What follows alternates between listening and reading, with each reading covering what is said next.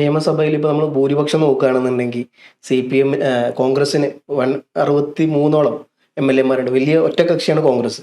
22 seat ലീഗിനുണ്ട്. അപ്പോൾ നമ്മളിങ്ങനെ നോക്കുകയാണെന്നുണ്ടെങ്കിൽ അപ്പുറത്ത് CPM-ന്റെ കാര്യം വളരെ പരിതാപകരമാണ്. 27 MLA-മാരാണ് CPM-ൽ. 90 സീറ്റിലാണ് CPM മത്സരിച്ചത്. അതിൽ അവർക്ക് 27 MLA-മാരാണ് ഉള്ളത്. വളരെ പരിതാപം. മാത്രമല്ല, ഇപ്പം നമ്മൾ നോക്കുകയാണെങ്കിൽ ഉപപ്രതിപക്ഷ നേതാവ് സ്ഥാനം ഉന്നയിച്ചുകൊണ്ട് CPI രംഗത്ത് വരുന്നുണ്ട്.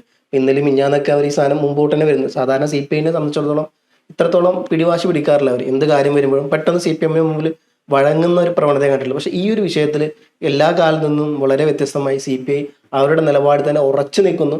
ഉപപ്രതിപക്ഷ നേതാവ് സ്ഥാനം ഞങ്ങൾക്ക് തന്നെ വേണം എന്നുള്ള സാധനത്തിൽ. പക്ഷെ ഇതേവരെ CPM ആ സാധനം വിട്ടുകൊടുത്തിട്ടില്ല. ഇപ്പം ഏറ്റവും പുതിയ വാർത്തകൾ വരുന്നത് സഭയിൽ അവർക്ക് CPM-ന്റെ ഒപ്പം ഇരിക്കാൻ താല്പര്യമില്ല, അവർ വേറെ സീറ്റ് അവർക്ക് വേണം എന്നുള്ള കാര്യങ്ങളായിട്ട് മുമ്പോട്ട് പോകുന്നുള്ള വാർത്തയും വരുന്നുണ്ട്.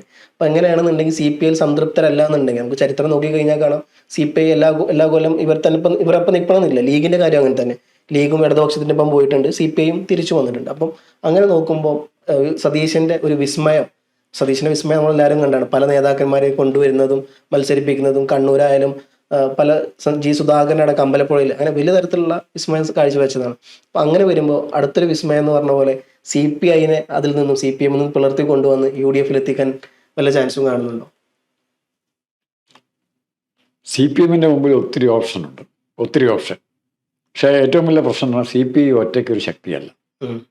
കേരളത്തിലെ ഒരു നിയോജക മണ്ഡലത്തിൽ നിന്നും ഒറ്റയ്ക്ക് കെട്ടിവെച്ച കാശ് കിട്ടിയില്ല. ഒന്നുകിൽ CPM-ന്റെ കൂടെ കൂടണം, അല്ലെങ്കിൽ ആരുടെ കൂടെ കൂടണം? UDF-ന്റെ കോൺഗ്രസിന്റെ കൂടെ കൂടണം. അപ്പോൾ CPM ആശയപരവും ആദർശപരവും വിപ്ലവം പറയും കുറേ ആൾക്കാർ അതിൻ്റെ അകത്ത്, കമ്മ്യൂണിസം മറ്റത്. അപ്പോൾ അവർക്ക് ഇടതുപക്ഷത്ത് മാത്രമേ നിൽക്കാൻ പറ്റുള്ളൂ. ഒരു ഇടതുപക്ഷ കക്ഷിയാണ് എന്നുള്ള ആന്തരിക ബോധം, അതിൻ്റെ അടിമയാണ്, ആ ബോധത്തിൻ്റെ അടിമയാണ്. ഞങ്ങൾ ഇടതുപക്ഷ കക്ഷിയാണ്, അവിടെ കോൺഗ്രസിൻ്റെ കൂടെ കൂട്ടിച്ചേർന്നതിൽ എന്തോ കുഴപ്പമുണ്ടെന്നുള്ള ഒരു ധാരണ ഈ കുറേ നേതാക്കന്മാരിൽ ഉണ്ടായിട്ടുണ്ട്. CPM-കാരത് ശരിക്കും മുതലെടുത്തു. മറിച്ച് ഏറ്റവും പ്രധാനപ്പെട്ട കാര്യം, CPI-ക്ക് പൊളിറ്റിക്കലായിട്ട് ഏറ്റവും കൂടുതൽ റെക്കഗ്നേഷൻ കിട്ടുന്നത് കോൺഗ്രസിൻ്റെ കൂടെ നിൽക്കുമ്പോഴാണ്. CPI-ക്ക് ഒരു മുഖ്യമന്ത്രി ഉണ്ടായി കേരളത്തിൽ. കേരളത്തിലെ ഏറ്റവും 6 കാലാവധി തികച്ച് ഭരിച്ച ആദ്യത്തെ മുഖ്യമന്ത്രി എന്നാണ് പറയാം, അച്യുത മേനോൻ. അടിയന്തരാവസ്ഥയുടെ സഹായം ഉണ്ടായിരുന്നു. എന്നാൽ പോലും കരുണാകരനെ പോലെ പ്രഗത്ഭനായ ഒരാൾ കോൺഗ്രസിൽ ഉണ്ടായിട്ട് പോലും അച്യുത മേനോൻ്റെ ഏറ്റവും നല്ല മുഖ്യമന്ത്രി എന്നുള്ള പേരെടുക്കുക.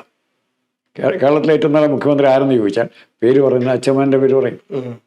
അങ്ങനെ ആ രീതിയിൽ CPI-ക്ക് സ്വാധീനം ഉണ്ടായിരുന്ന CPM-ലേക്ക് കുറെ പേര് ആരെ വലിച്ചുകൊണ്ടുപോയി, CPI-യെ, ആ കക്ഷിയെ CPM-ന്റെ തൊഴുത്തിൽ കൊണ്ടു കെട്ടി. അതോടുകൂടി ഒരു വിധേയന്റെ CPM-ന്റെ കയ്യിൽ കൊടുത്തിരിക്കുന്ന പടരി കയറിട്ടിരിക്കുന്നത് CPM-ന്റെ കയ്യിലാണ് കയറിൻ്റെ മറ്റേ അറ്റം. CPM വലിക്കുന്നിടത്ത് പോയിക്കൊണ്ടിരിക്കണം. അതിന് പല പല സന്ദർഭങ്ങളുണ്ട്. ഏറ്റവും ആദ്യം പക്ഷേ ഇത് പരീക്ഷിച്ച് പരാജയപ്പെട്ടാണ് 1967 സപ്തകക്ഷി മുന്നണി എന്ന് പറഞ്ഞ് ഇന്ത്യയിലോ കേരളത്തിലോ കിട്ടാവുന്ന എല്ലാ കക്ഷികളെയും തൂത്തുകൂട്ടിയൊരു ഐക്യമുന്നണി ഉണ്ടാക്കി. അതിന് പേര് ഇടതുപക്ഷ മുന്നണി എന്നായിരുന്നു. ലീഗ് ഉൾപ്പെടെയുള്ള കക്ഷികൾ, കേരള കോൺഗ്രസ് ഉൾപ്പെടെയുള്ള കക്ഷികൾ. അവസാനം അന്നും മത്സരിച്ചപ്പോൾ കോൺഗ്രസ് ജയിച്ചത് 9 സീറ്റിൽ, 9 സീറ്റിലും 5 സീറ്റിൽ കേരള കോൺഗ്രസും ജയിച്ചു. ബാക്കി ഒറ്റയ്ക്ക് ഏറ്റവും വലിയ കക്ഷി CPM-മായി ചെറിയ ചെറിയ കക്ഷികൾ ജയിച്ചു, CPI ജയിച്ചു, മുസ്ലിം ലീഗ് ജയിച്ചു, എല്ലാവരും ജയിച്ചു. പക്ഷെ അതിൻ്റെ ആയുസ് 2 വർഷം കഴിഞ്ഞപ്പോഴത്തേക്കും തീർന്നു. അത് വേറെ രാഷ്ട്രീയ സാഹചര്യങ്ങളുണ്ട്. അപ്പോൾ ഈ രീതിയിൽ പോകുമ്പം CPI-ക്ക് ആ മുന്നണിയെ തകർത്ത് ഇപ്പുറം വരാൻ പറ്റി. പക്ഷെ അന്നത്തെ CPM-ന്റെ ശക്തി ഇന്ന് നാലിലൊന്നും ശക്തി CPM-ന് ഇല്ല. അതാർ തിരിച്ചറിഞ്ഞു. ഈ തെരഞ്ഞെടുപ്പ് ഒരു കാര്യം തെളിവാക്കി, CPM എന്ന് പറഞ്ഞാൽ അത്ര അപ്രമാദിത്വമുള്ള കക്ഷിയല്ല. നമ്മളെ ധരിപ്പിച്ചിരിക്കുന്നത്, നമ്മളോട് ചാനലുകൾ പറഞ്ഞിരിക്കുന്നത്, നിരീക്ഷകർ പറഞ്ഞിരിക്കുന്നത് CPM-ന്റെ ഉറച്ച കോട്ടകൾ കുറേയുണ്ട്.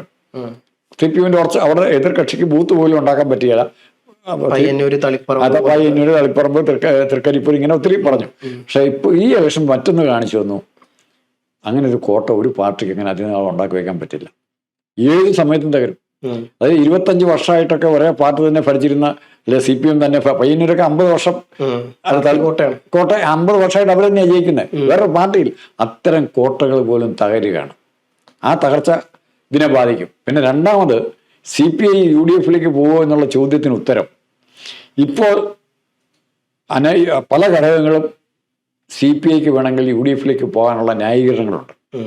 നമ്മൾ കുറെ കൂടെ സംശുദ്ധമായ കമ്മ്യൂണിസ്റ്റ് പാർട്ടി പ്രവർത്തനം നടത്തിയിരിക്കുന്ന G. സുധാകരനാണെങ്കിലും കുഞ്ഞികൃഷ്ണനാണെങ്കിലും TK ഗോവിന്ദനാണെങ്കിലും ഐഷ പോറ്റി ആണെങ്കിലും എന്തിന് TP രമ പോലും CP ജോൺ ഇവരെല്ലാം കമ്മ്യൂണിസ്റ്റ് പശ്ചാത്തലമുള്ളവരാണ്. ഇവരെല്ലാം കൂടെ യോജിച്ച് UDF നിൽക്കാമെങ്കിൽ UDF നല്ല ഇടതുപക്ഷ മുന്നണിയാവും. സതീശൻ നെഹ്റുവിൻ ലെഫ്റ്റ് എന്ന് പറയാറുള്ളത്. ഞാൻ ആ ഒരു പോയിന്റിലേക്കാണ് വന്നത്. ഇവരെല്ലാം കൂടെ യോജിച്ച് നിൽക്കുന്ന സീനറി എന്ന് ആലോചിച്ച് നോക്കി. എല്ലാവരും ഒരു പാർട്ടിയിൽ, ഒരു കമ്മ്യൂണിസ്റ്റ് പാർട്ടിയിൽ, അതേതും ആയിക്കോട്ടെ. അപ്പോൾ CPMന്റെ അവസ്ഥ എന്തായിരിക്കും? അങ്ങനെ വരുമ്പോൾ ഞാൻ ഇപ്പോഴും കണക്ക് കൂട്ടുന്നത് CPMൽ ഇനിയും കാണാമറയത്ത് അനേകം കുഞ്ഞുകൃഷ്ണന്മാരും അനേകം ഐഷാപ്പോറ്റിമാരും അനേകം TK ഗോവിന്ദന്മാരും ഉണ്ട്.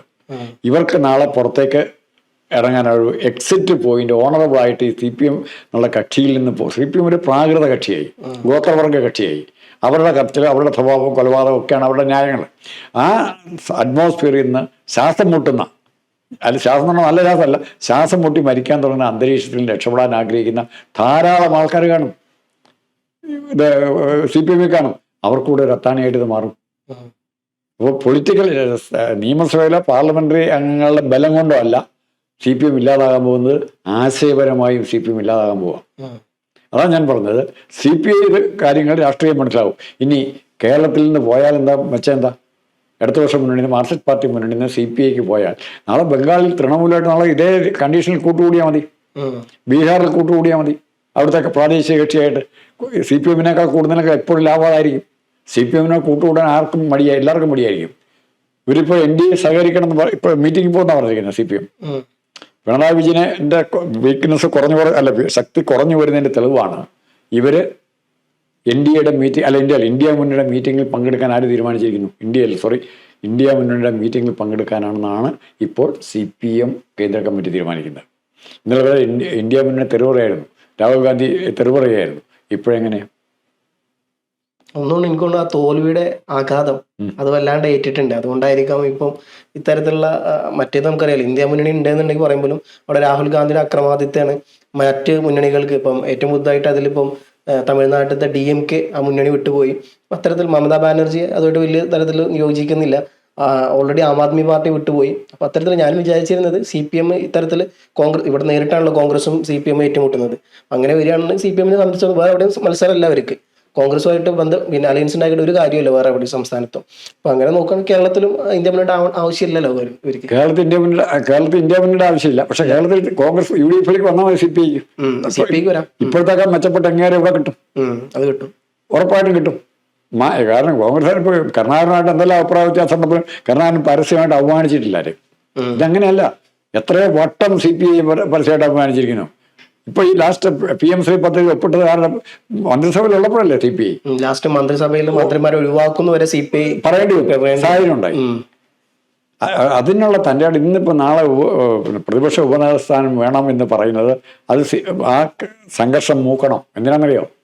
പുറത്തേക്ക് പോകണമെങ്കിൽ ഒരു ജെന്യുവിൻ കാരണം അണികളോട് പറയണം. അങ്ങനെ ഒന്നല്ലെങ്കിൽ ഈ കാരണം നടന്നെങ്കിൽ അടുത്തൊരു കാരണം CPI ഉണ്ടാക്കിയിരിക്കും. CPIക്ക് കംഫർട്ടബിളായിട്ട് ഒരു പാർട്ടി എന്നുള്ള നിലയിൽ പ്രവർത്തിക്കണമെങ്കിൽ ഈ ശ്വാസം മുട്ടുന്ന അറ്റ്മോസ്ഫിയറിൽ നിന്ന് പുറത്ത് കിടക്കുക എന്നുള്ളത് അത്യാവശ്യമാണെന്ന് അണികൾ മനസ്സിലാക്കി. അത് ബിനോയ് വിശ്വം എത്ര പൊത്തിപ്പിടിച്ചാലും മുൻപ് ചന്ദ്രപ്പൻ അസർട്ടീവായിരുന്നു. ആകെ അടുത്ത കാലത്ത് CPI അസർട്ടീവായിരിക്കുന്നതെന്ന് പറഞ്ഞാൽ ചന്ദ്രപ്പൻ മരിക്കുന്നതിന് മുമ്പ് ചന്ദ്രപ്പൻ്റെ അടുത്ത് വിളച്ചിലൊന്നും നടക്കുകയില്ല. ഏത് CPM നേതാവിനേക്കാൾ ആർജവമുള്ള നേതാവായിരുന്നു ചന്ദ്രപ്പൻ. ഇപ്പോൾ അങ്ങനെ ഇല്ല എന്നുള്ളത് ഇനി അങ്ങനെയുള്ള ഒരാളാണെന്ന് കാണിക്കേണ്ട ആവശ്യം ആർക്ക് വന്നിട്ടുണ്ട്? ബിനോയ് വിശ്വത്തിൻ്റെ മുമ്പിൽ പബ്ലിക്കിൻ്റെ അടക്കം CPI പ്രവർത്തകരുടെ അടക്കമുള്ള അഭിപ്രായം ഇദ്ദേഹത്തിനെ കൊണ്ട് ഒന്നിനും കൊള്ളിയില്ലാത്തവൻ, CPM പറയുന്നത് മാത്രം കേൾക്കുന്നവൻ, ഇങ്ങനെ ഇരുത്തിക്കൊണ്ട് അവരെന്ത് വേണേൽ ചെയ്യും എന്നുള്ള ധാരണ CPI അണികൾക്കുമുണ്ട്. അത് മാറ്റേണ്ട ആവശ്യം ആർക്കാ? ബിനോയ് വിശ്വത്തിന് ആവശ്യമുണ്ടത്. അപ്പോൾ കുറെ കൂടെ സ്റ്റബോണായിട്ട് നിലപാടെടുത്ത് ഞാൻ CPMുമായിട്ട് ഏറ്റുമുട്ടുന്നവനാണ്. കളഞ്ഞോട്ടെ, കളയണമെന്ന് അവരാഗ്രഹിക്കുന്നത്. ഒരു 5-6 മാത്രമല്ല, 1 വർഷം 2 വർഷം പോയി കഴിയുമ്പോഴത്തേക്കും CPMന്റെ ശിഥിലീകരണം തുടങ്ങും. ആ ശിഥിലീകരണത്തിൻ്റെ തുടക്കത്തിൻ്റെ കൂടെ CPIയും ചിലപ്പോൾ പുറത്ത് പോരാം. ഈ RJD എന്ന് പറഞ്ഞ സാധനം എപ്പോഴും പോരാം. അവിടെ ആണ്ട് 2000 വോട്ടിനാണ് അദ്ദേഹം ജയിച്ചിരിക്കുന്നത്. ഒരു കോൺഗ്രസ്സുകാർ ശ്രദ്ധിക്കാതെ പോയി. അവിടെ കൂത്തുപറമ്പ് ജയിക്കുകയില്ലെന്നുള്ള സംശയം വന്നുകൊണ്ടാണ് ഒരു സ്ത്രീയെ കൊണ്ട് നടത്തിയത്, ജയന്തി നടരാജൻ. അങ്ങനെ ഒരു സ്ത്രീ അവൻ്റെ നടത്തിയത്. അപ്പം ആ സ്ത്രീ നിന്നിരുന്നെങ്കിൽ ലീഗിൻ്റെ അതിന് പകരം സജീവമായി കോൺഗ്രസ് ലീഡർഷിപ്പ് അവിടെയും കൂടെ ശ്രദ്ധിച്ചിരുന്നെങ്കിൽ ആ കൂത്തുപറമ്പ് ജയിക്കുകയില്ല. അതുകൂടെ ജയിച്ചേനെ കോൺഗ്രസ്. ലീഗിന് അതുകൂടെ കിട്ടിയേനെ. ലീഗ് സ്വതന്ത്രമായിട്ടാണ് മത്സരിച്ചത്. അത് ആ സീറ്റൂടെ കിട്ടിയേനെ. അങ്ങനത്തെ സാഹചര്യങ്ങൾ നഷ്ടപ്പെട്ടു. അത് ഇപ്പം ശരിക്കും ഇവർക്ക് മനസ്സിലായിട്ടുണ്ട് തങ്ങളുടെ കയ്യിൽ ഒന്നുമില്ല. പഴയ CPIയും 65-ലെ CPIയും ഇപ്പോഴത്തെ CPIയും ഏറെക്കുറെ ഒരുപോലെയായിരിക്കുന്നു. ജയിച്ച സീറ്റുകളിൽ 5000 താഴത്ത് ജയിച്ച സീറ്റുകൾ എത്രയുണ്ട്? എത്ര പേര് ജയിച്ചു? അവരുടെയൊക്കെ സ്ഥിതി എന്താ? നാളെ എന്താകുമെന്ന് ഏത് സീറ്റിൽ നിൽക്കുന്നതിനും പേടിയുണ്ട്. പണ്ട് EMSന് മലമ്പുഴയുണ്ട്. EMSനോ അല്ലെ നയനാർക്കോ അച്യുതാനന്ദനൊക്കെ മലമ്പുഴ പോയി മത്സരിക്കായിരുന്നു. ഇപ്പം അങ്ങനെ പേടിക്കാതെ മത്സരിക്കാൻ പറ്റുന്നൊരു സീറ്റില്ല. ധർമ്മടത്ത് നമ്മൾ കണ്ടതാ. ധർമ്മടത്ത് വരെ 30,000 വോട്ട് ഏറ്റവും മട്ടന്നൂർ നമ്മൾ കണ്ടതാ. ഭൂരിപക്ഷം എത്ര കുറഞ്ഞു മട്ടന്നൂർ. അപ്പോൾ ഈ അവസ്ഥയിൽ CPIക്ക് ഒരു മുന്നോട്ട് വെച്ച് ഇപ്പോൾ പല സ്ഥലത്തും ഞാൻ ബംഗാളിൻ്റെ കാര്യം എടുത്തു പറഞ്ഞതാണ്. ബംഗാൾ തുറന്നു കിടക്കുകയാണ്. ബംഗാൾ മാർക്സിസ്റ്റ് പാർട്ടി അടിക്കാനായിട്ട് മമതയ്ക്ക് കിട്ടണം. ബംഗാളിൽ മമതയുടെ തിരിച്ചടി ഒരു തോൽവി ആണെന്ന് ഞാൻ വിചാരിക്കുന്നില്ല. മമത ഫൈറ്ററാണ്, ഫൈറ്റ് ചെയ്ത് വരും. കേജ്രിവാൾ ഇപ്പോഴും ഇല്ലാതാവുന്നുണ്ടോ? കേജ്രിവാളിനെ ഇല്ലാതായെന്ന് എത്രയോ പേര് പറഞ്ഞു. എത്രയോ അവതാരകർ പറഞ്ഞ് അതിനെ രാഷ്ട്രീയ പരിഗണന കൊടുക്കേണ്ട ആവശ്യമില്ല എന്ന് പറയാൻ മുന്തിയ അവതാരകരുണ്ട്. കേരളത്തിലുണ്ട്, മലയാളം ചാനലുകളുണ്ട്. കേജ്രിവാളിൻ്റെ കാലം തീർന്നു. പക്ഷെ ഇപ്പോഴും അദ്ദേഹം ഫൈറ്റ് ചെയ്ത് നിൽക്കുക. ഇപ്പോൾ കോൺഗ്രസിൻ്റെ ഫൈറ്റിംഗ് ഫേസ് വന്നുകൊണ്ടിരിക്കുക. മറ്റൊരു ഫേസ് കോൺഗ്രസ് എമർജ് ചെയ്യുന്നുണ്ട്. കഴിഞ്ഞ ദിവസം നമ്മൾ പറഞ്ഞില്ലേ, രേവന്ത് റെഡ്ഡി, DK ശിവകുമാർ, VD സതീശൻ, അങ്ങനെയുള്ളൊരു സെറ്റ് ഓഫ് ലീഡർഷിപ്പ് എല്ലാ 3-4 സ്റ്റേറ്റിലൂടെ ഉണ്ടായിക്കഴിഞ്ഞാൽ ഇവിടെ രാഷ്ട്രീയം കോൺഗ്രസിന് അനുകൂലമായി മാറും.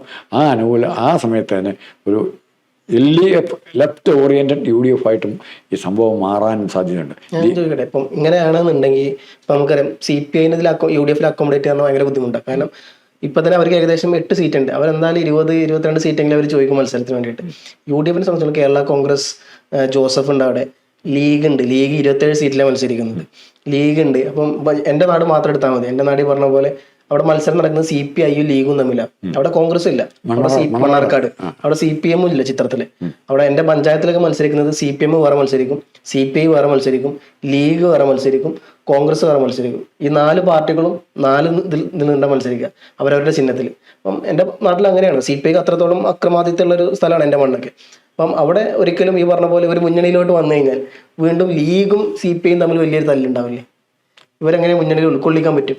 അല്ല, മുന്നണി ഉൾക്കൊള്ളിക്കാൻ പറ്റുന്ന ഇപ്പം ഉദാഹരണത്തിന് CPI ജയിച്ച സീറ്റുകളുണ്ടല്ലോ. ജയിച്ച സീറ്റുകൾ 1, അത് തന്നെ വലിയ തർക്കം വരികയില്ല. 8 സീറ്റുള്ളത് 8 സീറ്റുണ്ട്. അപ്പോൾ CPIക്ക് 25 സീറ്റ് മത്സരിച്ച് കേരളത്തിൽ ജയിക്കുന്നതാണോ നല്ലത്? ഒരു 10-15 സീറ്റ് കിട്ടി ആ 15 സീറ്റിൽ 10-12 ജയിക്കുന്നതാണോ നല്ലത്? ഭിന്നബിലിറ്റി നോക്കുമ്പോൾ, സീറ്റുകളുടെ ഭിന്നബിലിറ്റി നോക്കിക്കഴിയുമ്പോൾ ഒരു മിതമായ രീതിയിൽ ജയിക്കാൻ പറ്റും. മാത്രമല്ല, ഇതിൻ്റെ അകത്തുനിന്ന് ഇപ്പോൾ ആരെങ്കിലും കക്ഷികൾ പൊക്കോട്ടെ എന്ന് വിചാരിക്കും. പക്ഷെ ഞാൻ പറഞ്ഞ വിശാലമായൊരു ഇടതുപക്ഷ മുന്നണിക്ക് ചാൻസ് എന്ന് പറഞ്ഞാൽ ഗോവിന്ദനും TK ഗോവിന്ദനും മറ്റേ കുഞ്ഞികൃഷ്ണൻ ഇവർക്കൊക്കെ ഇതിൻ്റെ അകത്ത് ഒരുമിച്ച് ചേരാവുന്നൊരു പ്ലാറ്റ്ഫോം ഉണ്ടാവും. അതുകൊണ്ടാണ് അവർ ചേരാതെ നിൽക്കുന്നത്. പുരമേ എങ്ങും ചേർന്നിട്ടില്ല. അങ്ങനെ ഒരു പ്ലാറ്റ്ഫോം ഉണ്ടായിക്കഴിഞ്ഞാൽ ഒരു സ്ട്രോങ് ഇടതുപക്ഷ ഓറിയൻറ്റഡ് ആയിട്ടൊരു കക്ഷിയും കൂടെ ഇവിടെ ഉണ്ടായിരിക്കണം. അതിൻ്റെ അർത്ഥം it is going to replace CPM replace ചെയ്യാൻ പോകണം എന്നാണ് ഞങ്ങളെ കൂട്ടുന്നത്. അതാണ് CPMൻ്റെ പേടി. ഇപ്പോൾ ഇതിന് വഴങ്ങി കൊടുക്കേണ്ടി വരുമെന്നാണ് ഞങ്ങളെ കൂട്ടുന്നത്. പക്ഷെ ഇതേവരെ ഇപ്പം നമ്മൾ സംസാരിക്കുന്നവരെ CPM ആ വിഷയത്തിൽ എന്താ പറയുക, ഇതേവരെ ഒരു വിട്ടുവീഴ്ചയൊന്നും തയ്യാറായിട്ടില്ല. പക്ഷെ CPI തന്നെ ഇതല്ലാണ്ട് വേറൊരു തങ്ങളുടെ മുമ്പിൽ വേറൊരു എന്താ പറയുക വേറൊരു കാഴ്ചയല്ല, അല്ലെങ്കിൽ മറ്റൊന്നും തങ്ങളുടെ മുമ്പിലില്ല എന്ന രീതിയിലാണ് CPI നിൽക്കുന്നത്. ഡു ഓർ ഡൈ എന്ന് പറയുമ്പോൾ വേറെ ഗുണമുണ്ട്. ഇതിനകത്ത് പിണറായി വിജയൻ ഇടപെടുകയാണ്. ഇതുവരെ പിണറായി വിജയൻ കാര്യമായിട്ട് അഭിപ്രായങ്ങളൊന്നും പറഞ്ഞില്ല. പിണറായി വിജയൻ ഇടപെടുകയാണ്. ഇതൊക്കെ സഹകരിച്ച് പോകുന്ന മുന്നണിയാണ്. പിണറായി വിജയൻ മുൻകൈയെടുത്ത് CPIക്ക് അത് കൊടുത്താലോ? പിണറായി വിജയൻ മുൻകൈ എടുത്ത് CPIക്ക് പിണറായിയുടെ ജനാധിപത്യ സ്വഭാവത്തെക്കുറിച്ച് വീണ്ടും അണികൾക്ക് പാർട്ടികളുണ്ടാവും. CPI അക്കോമഡേറ്റ് ചെയ്തു. അത് പിണറായി വിജയൻ്റെ മഹാമനസ്കത. ആ രീതിയിലേക്ക് കാര്യങ്ങൾ അവതരിപ്പിക്കും. അങ്ങനെയാണല്ലോ ഇവർ ചെയ്തുകൊണ്ടിരിക്കുന്നത്. എല്ലാം നേടിത്തരുന്നതും കൊടുക്കുന്നതും നശിപ്പിക്കുന്നതും ഇല്ലാതാക്കുന്നതും പിണറായി. ആ പിണറായിയെ വീണ്ടും അവതരിപ്പിക്കാം. CPIക്കാരും പറഞ്ഞിട്ടുണ്ട്. അപ്പോൾ പിണറായി വിഷയത്തിനൊക്കെ പറയാം ഉണ്ടോ, ഞങ്ങൾ പിണറായിയായിട്ട് നല്ല ബന്ധമായിരുന്നു എന്ന് പറയാൻ ഒരു കാരണം കൂടെ ആവും. പാർട്ടിയെ കൊണ്ട് തരിക എന്ന് പോകുന്നതിനെ പോലുള്ള മണ്ടന്മാരെ കൊണ്ട് പറയിപ്പിക്കുക, അവസാനം വേണേൽ കൊടുക്കാം. പക്ഷേ CPI വിശാലമായ അർത്ഥത്തിലാണ് നോക്കുന്നെങ്കിൽ CPMൻ്റെ കാലം തീർന്നെന്നും ഇനി തങ്ങൾക്ക് തങ്ങളുടേതായ ഒരു നിലനിൽപ്പ് വളർത്തിയെടുക്കാൻ പറ്റും എന്നൊരു ധാരണ വന്നാൽ ഉറപ്പായിട്ടും ഇതിലേക്ക് പോകും. അതിനാണ് ഞാൻ കണക്ക് കൂട്ടുന്നത്. CPIക്ക് ഇന്നല്ലെങ്കിൽ നാളെ UDFൻ്റെ പാത അന്വേഷിക്കേണ്ടി വരും.